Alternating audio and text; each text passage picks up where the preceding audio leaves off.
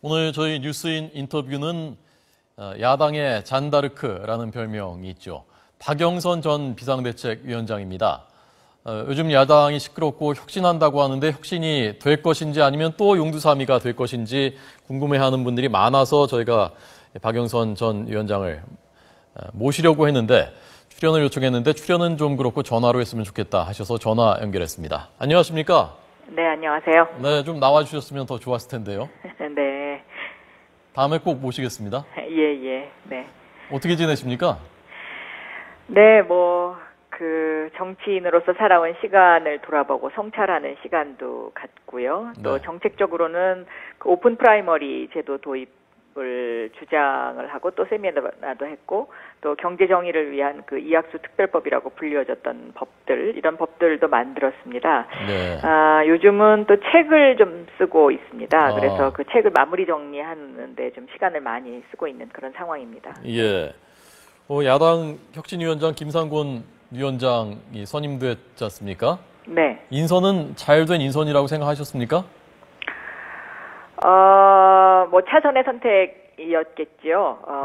그러나 어쨌든 그 혁신위원장을 맡아주셨다는 어떤 그런 용기에 대해서 대단히 저는 점수를 많이 드리고 싶습니다. 예. 네.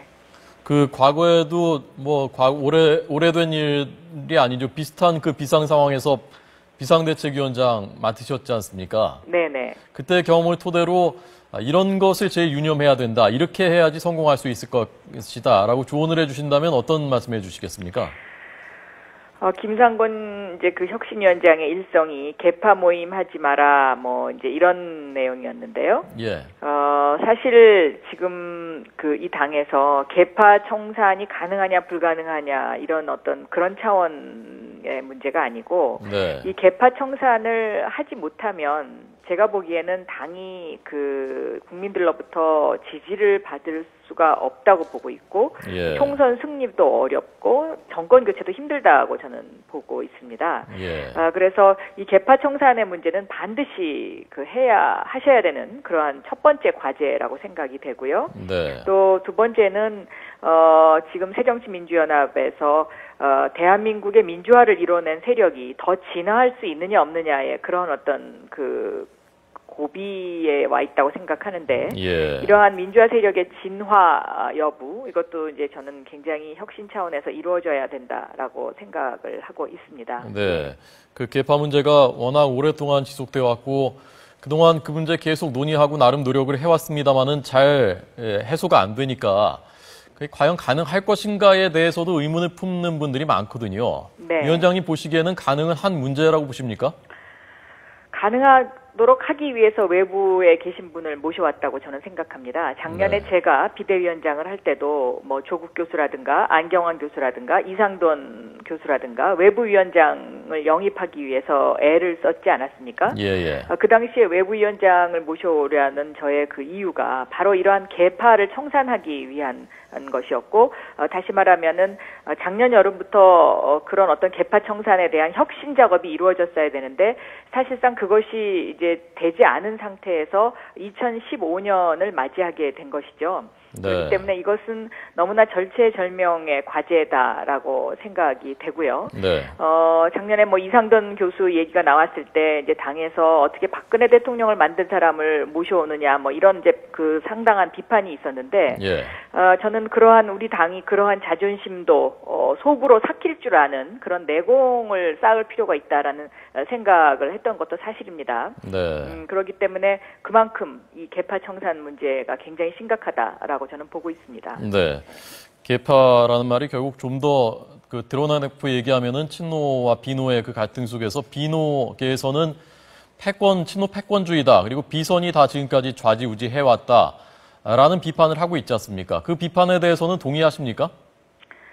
개파라는 것이요, 꼭 지금 질문하신 그런 차원의 이야기라기보다는요, 예를 들면 무슨 일을 하는데 개파의 수장들이 쭉 한 자리씩 다 차지를 한다거나 아니면 개파에서 한 명씩 대표로 해서 뭐가 나온다거나 하는 이제 이런 일이 지속적으로 반복돼 오지 않았습니까? 네. 저는 그거부터 없애야 된다고 생각합니다. 그러니까 예.